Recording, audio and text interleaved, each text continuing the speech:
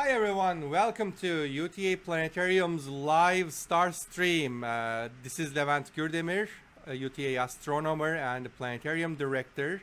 Today, again, I'm at my university office, and last week we started talking about the solar system and specifically talked about the sun and the first planet Mercury.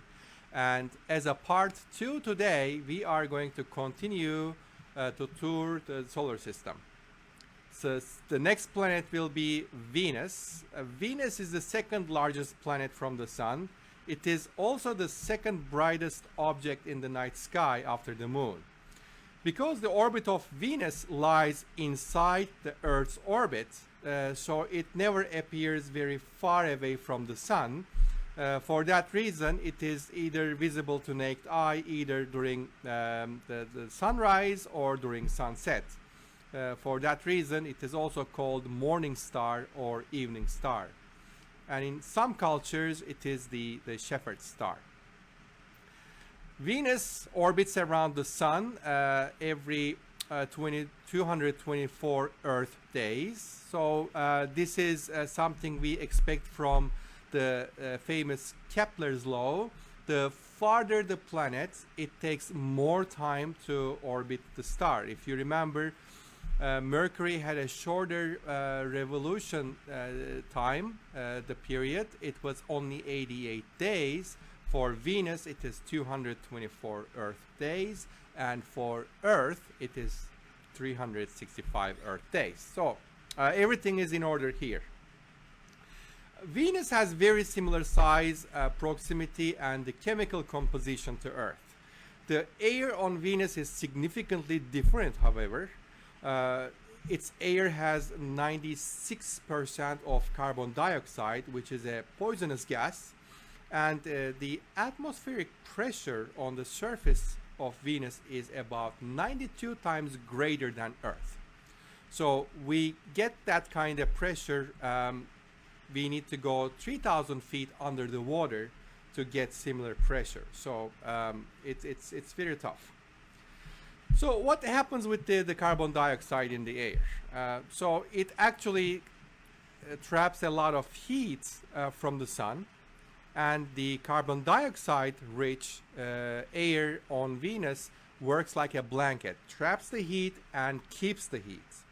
So that is a pretty nice warming mechanism for the planet. And as a result, the surface of the planet reaches to 900 Fahrenheit. Believe or not, it is even hotter than Texas. So that makes the Venus is the hottest planet in the solar system.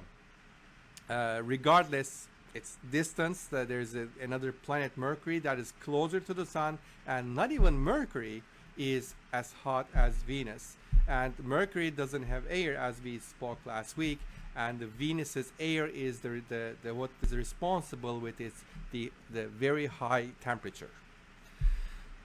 Venus has no axial tilt, so it doesn't see or experience seasons like on Earth. It is just tilted by just a few degrees, not enough for seasons.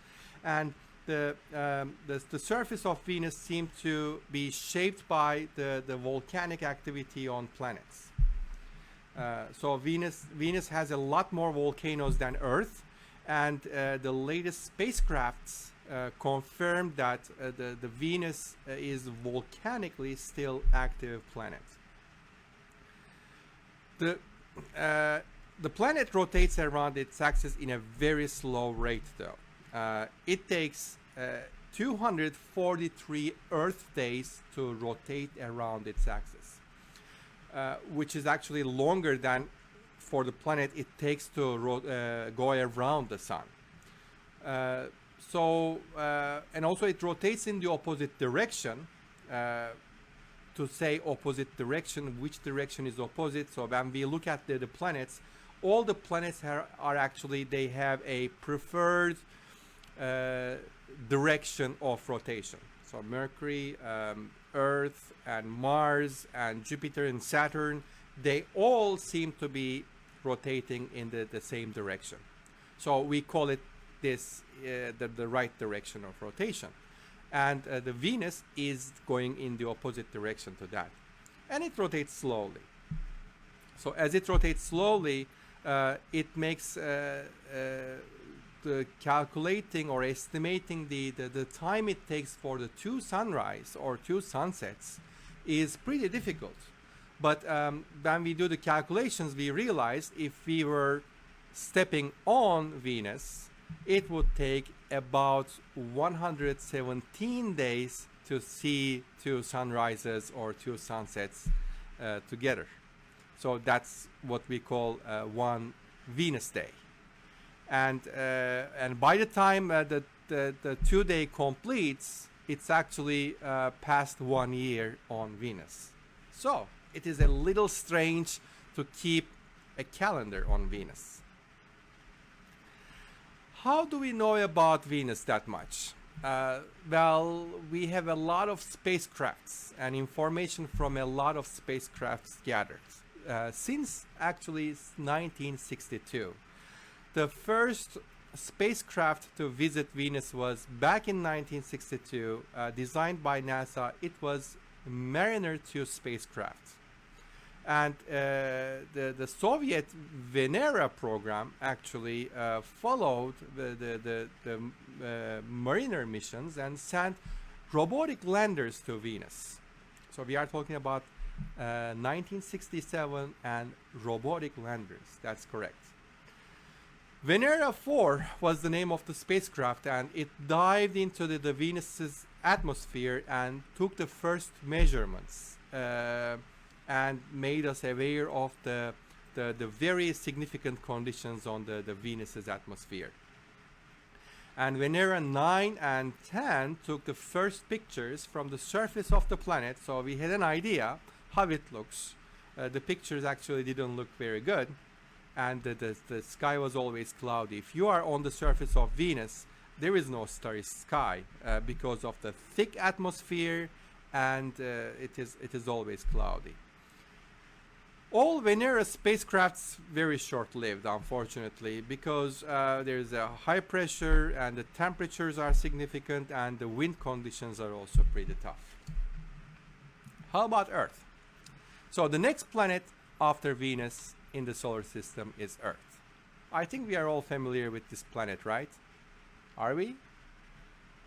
Well, I don't know how much do you know about Earth, but what I know is it's the third planet from the sun. It revolves around the sun every 365 days. In one revolution, in one rotation or orbit around the sun, it rotates around its axis about 366 times. So isn't that sound strange? Because we have 365 days in one calendar year. So why it rotates 366 days in 1 year? It's actually when we go around the sun once, we also count that as one rotation. So that adds one rotation to 365, so it makes it 366 days. Earth's axis is inclined by 23.5 degrees. As a result, we have seasons on Earth. The hemisphere that is tipped towards the sun is having a summer season, while the other hemisphere is having winter season. Right now, for the southern hemisphere, it is winter season. The seasons are not related to the slight change in the distance of Earth to the sun due to its elliptical orbit. It is directly related with the tilt of the rotation axis, because that changes how high the sun can reach in the sky during daytime, and it is the closer to the 90 degrees the planets get much warmth from the sun. So that is the reason. 71% of Earth's surface is covered by water, seas and oceans. The polar regions of Earth are covered by ice. The Earth is the densest planet. Earth has a solid iron core that creates its magnetic field, and on the outer layer there is a convecting magma that creates the plate tectonics. And then as a result, we have earthquakes. Earth has the only place that has life in the solar system as of today. Life on Earth appeared in oceans in the Earth's early history. The processes that started life still remains a mystery. One of the hypotheses says that the life started actually elsewhere in the solar system or in different part of Milky Way galaxy, and it migrated to our planet in a meteor, which may be possible. And if it is possible, we need to start looking and identify some of the potential places for the source. And one of the potential places is actually very nearby. It is in the fourth planet. Next planet, Mars. So let's talk about Mars a little bit. The surface of Mars has iron oxide. We know this element as rust on Earth, and that gives the planet that red appearance. Mars have very thin atmosphere that make the planet prone to meteor impacts. Mars' surface features a lot of impact craters and valleys and deserts and polar ice caps. Mars is the second smallest planet as it is larger than only Mercury. The rotation rate and tilt of Mars is similar to Earth, so the days and seasons are very similar. Olympus Mons on Mars is the largest volcano and the highest mountain in the solar system. It is pretty high. We are going to dive into Mars and take a look at that Olympus Mons. And also, there are other features. For example, there is a huge valley called Mariner Valley on Mars' surface. It has one of the largest canyons in the solar system. Borealis Basin also covers 40% of the planet. That is probably an impact feature. There's a huge crater-looking feature on the Mars surface located in the northern hemisphere that is covering, it looks like, the entire planet. So it may be actually a big impact feature. How about the moons? So in the solar system, when we talked about Mercury and Venus, we didn't talk about any moon because those planets are moonless. Earth has a moon, as we call it the moon, because it was the only moon in the solar system we know. And in the picture behind me right now, you are looking at the Olympus Mons, the highest mountain and huge, the giant volcano on the surface of Mars. It is a really spectacular feature. And the Mars, some volcanic activity is still going on the Mars surface. Let's see if we can find the Mariner Valley as we speak, and perhaps we can take a close look at that Borealis Basin too. And the Mars have two tiny moons. Those are called Phobos and Deimos. And those moons are very irregular shape. Okay, let's slow down a little bit. And right now we are looking at the Mariner Valley. Yeah, it's a great canyon. It's one of the largest canyons in the solar system. I think we are diving into too far in that Mariner Valley. Yes, that's a great picture. And on the surface you see those features on Mars very frequently, and it looks like those are like cracks. They look like riverbeds, and back in time before the space missions, when astronomers looked at Mars using telescopes, those actually the features looked like river beds, and they thought they were pretty sure that there was water on the surface of Mars. But today we know all the water existed. We have a lot of evidence, and we are almost for sure that the water existed on the surface of Mars in the early history.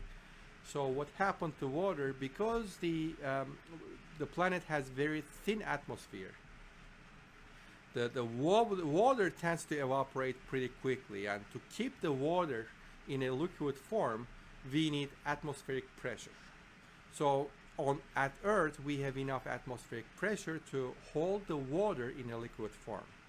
If we decrease that atmospheric pressure, then the water tends to turn into a gas form, which evaporates and finally leaves the planet. So the water on the surface of Mars left the planet because there was not enough atmospheric pressure. We were talking about the moons a couple minutes ago. Let's go back to the moons of Mars, Phobos and Deimos. Those are very irregular shape moons. Probably was not formed with the planet, and they look like they were just captured asteroids. And let's take a look at the moons first. And those are very tiny, small moons, by the way. We have a question. Does the Earth spin on its axis twice as fast as it goes around the Sun? It actually rotates a lot faster than that. So it takes 365 days or 1 year to go around the Sun. It takes 1 day to rotate around its axis. So the ratio is about 365 times. So right now we are looking at Phobos, the moon, one of the moons. If you can see, it is irregularly shaped. So it's not round. It is a potato-shaped moon. It's a tiny rock particle and has the similar features to the asteroids. So can it be captured by the planets? Most likely, because sometimes when asteroids get closer to planets, and when they get close to planets, they get under the influence of the gravitational pull, and that happens to Earth. We see shooting stars with when it happens. We'll talk about that in a little bit, but when the asteroid comes in the right angle, right direction, and right speed, it can actually be captured by the planet and set in an orbit, and it never falls on the planet, but never leaves the planet, so it becomes a natural satellite of the planet. Let's continue. After two tiny moons, Mars has been explored by robotic missions. The first spacecraft was also to visit Mars was Mariner 4, that was launched by NASA in 1964 and sent its first close images from Mars in 1965. Soviet Mars 3 later performed first landing on Mars surface, but the contact was lost after the landing. Soviet Viking 1 performed the first successful landing on the planet's surface. So years after, on July 4, 1997, NASA's Mars Pathfinder landed on the Mars surface successfully and started exploring the red planet with a space rover. So that was, I remember that was a very successful landing, and the Mars Pathfinder lived for a long time. So another question I see, how many moons does Mars have? 2, Phobos and Deimos are the moons of tiny moons of Mars. Great. Yeah, please keep asking questions in the comments chats. As I see it, I will answer your questions. And after Pathfinder, there was another dual rover mission. Spirit and Opportunity rovers landed on the Mars surface and explored the Mars surface. And Spirit operated until 2010, and Opportunity died in 2018. So all these rovers explored the surface of Mars and its chemical composition. And we are almost done with exploring the surface. Now what we are wondering is, we are wondering about some biology and some chemistry of Mars, because we are wondering, could the life be started on this red planet? And to investigate that question, we have more robotic missions lined up, and one of them will be Mars Perseverance mission, is currently on the launch pad and waiting for a good time to launch. So we'll release more details on that soon, and we will also host a dedicated program about that mission. So you need to stay tuned. I also would like to note about the challenges of these the robotic missions. These robotic missions are using artificial intelligence, because it is not easy to command a rover on the surface of Mars, because there's about even light travels, it takes about 30 minutes. So imagine you are using a rover and it is responding your commands minutes after. So that's not practical. So there is some type of artificial intelligence built into those robots. So robots are actually programmed for something to do, but also if there's a challenge, for example, there's an obstacle, without waiting for the commands from the command center, they are able to make decisions on their own and get themselves out of tough situation. That's how the latest rovers survived for years, much beyond their expected lifetime. Can water come back to Mars is a question from the comments chats. No, because there is no mechanism on the surface of Mars to make water. And Mars air is so thin and doesn't have enough the necessary ingredients, the hydrogen and oxygen, to take water on the surface of Mars. So my answer will be to that is no. So what's next after Mars? Please don't say Jupiter, because we are not going into that this week. But when we look at the planets, the solar system in general, there's a nice order starting from Mercury, and then a little bit separation, and there is Venus, and a little bit go farther we see Earth, and then a little bit go farther then we see Mars. But there is a huge gap between Mars and Jupiter, and it looks like almost like there is a planet missing in between. So when we look at closely, and we can see that huge gap on the screen now, so it seems like the inner planets until Mars, and the outer planets are separated from each other a long way. So when we look at this area closely, we actually see hundreds of thousands of rock particles orbiting around the sun. So where did all the rock particles come from? And those rock particles are pretty small. Most of them are very tiny particles of rock and even dust. The largest one is called Ceres. Ceres, first when it was discovered, it was thought to be the fifth planet from the sun. But it turned out the Ceres was pretty small, pretty tiny. It's only spanning 600 miles wide. And 600 miles is actually larger than the width of Texas, the state of Texas. So that type of small thing doesn't make a planet. The later research, later observations show that there's the huge particles and dust particles are orbiting around the sun.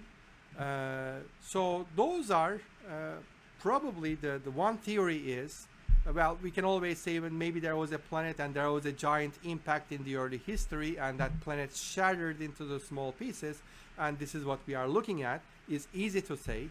There is not a lot of evidence, but I think it makes more sense if we think that the planet formation process a little bit. From the solar nebula, the giant amount of gas cloud, the first they shrink into a small tiny rock particles, and we call them planetesimals, and those rock particles later combine to form bigger planets. This is our best theory for planet formation. And similar thing that was going to happen in this place, and maybe the Jupiter's great gravitational influence didn't let that happen, and that's why the planetesimals, the small pieces of rock, remained as small pieces of rock. And when we look in detail, we are flying over Ceres actually right now.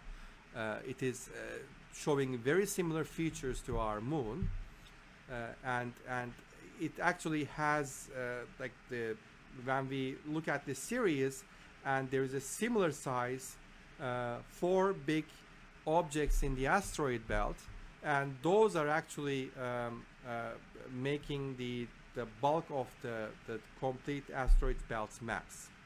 So the remainders are very small pieces of rock. So the planet couldn't form and remained in the rock pieces, and that's the best theory right now. And because of the gravitational influence of the other planets, some of the asteroids are migrating into the Jupiter's orbit, and some of them are migrating into the orbit of Mars and even orbit of Earth, and some of them are encountering collision with Earth, but they also encounter the significant friction force from the Earth's air and burn in the sky, and we see them as meteor events or shooting stars. If you remember the video from a few weeks ago, we had a great coverage on meteors. And this is Vesta, another what we consider big asteroid in the asteroid belt.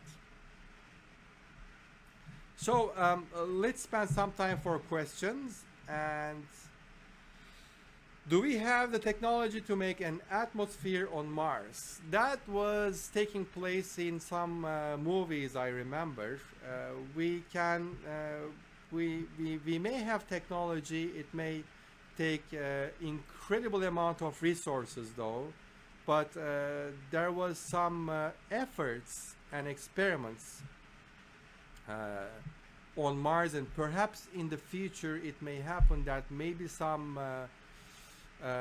greenhouses or some maybe like isolated conditions, maybe like small like a portable planetarium looking structures, or maybe even like a small buildings that we can turn the conditions into a habitable one. So that may be possible. And what is the distance in miles between Mars and Jupiter? So we don't use miles to describe the distances in the solar system, because those are going to be too big numbers. So we are using astronomical units. So 1 astronomical unit is the distance between the Sun and Earth. And you can probably find the Mars and the distance of Mars and distance of Jupiter in astronomical units pretty easy.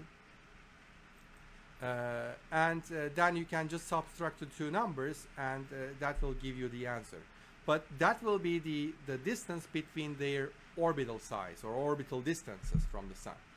because both Mars and Jupiter, like other planets, they are orbiting the sun, and depending on where they are on the orbit, their distance to each other is constantly changing as well. So you can only find the mean distance between them, which is going to be the orbital distance. All right, is it actually possible for a planet between Mars and Jupiter in early history? As we said, yes, that would be possible, and maybe after a giant impact, that planet shattered into pieces, and that may be the reason we see a lot of small particles of the rock. But what is more making sense theory is the one I explained. Maybe a planet could not be formed because of the disturbance of Jupiter's gravitational influence. By the way, if we combined all the pieces in the asteroid belt, they make only the 4% of mass of the moon. So there is not a lot of mass, and not enough mass to form a planet in that region. So that actually makes the second theory is a better theory, because if a planet couldn't form because of the disturbance, and with the time, in the course of billions of years, majority of the asteroid pieces may be pulled into the Jupiter and Mars and Earth, and swept away by those planets from the asteroid belt. And that's why we have only 4% moon type mass in the asteroid belt. Great questions. So let's take that last question, and then let's end the live stream. Mars will have Mars rings in 2.5 billion years. No, because what we observe, we don't see rings in the terrestrial or Earth-like planets. So Mercury, Venus, Earth, and Mars doesn't have rings. The rings are around the supergiant, the large planets, the giant planets, and the reason is the small planets don't have enough gravity to form a ring system around them. We can talk about more rings the next week, because we will cover the outer solar system, the giant planets, next week in the next week's video. So I hope to see you next week, and if you have questions, still you can drop them into the comments chat. And thank you very much. Stay safe, and see you all next week. Bye bye.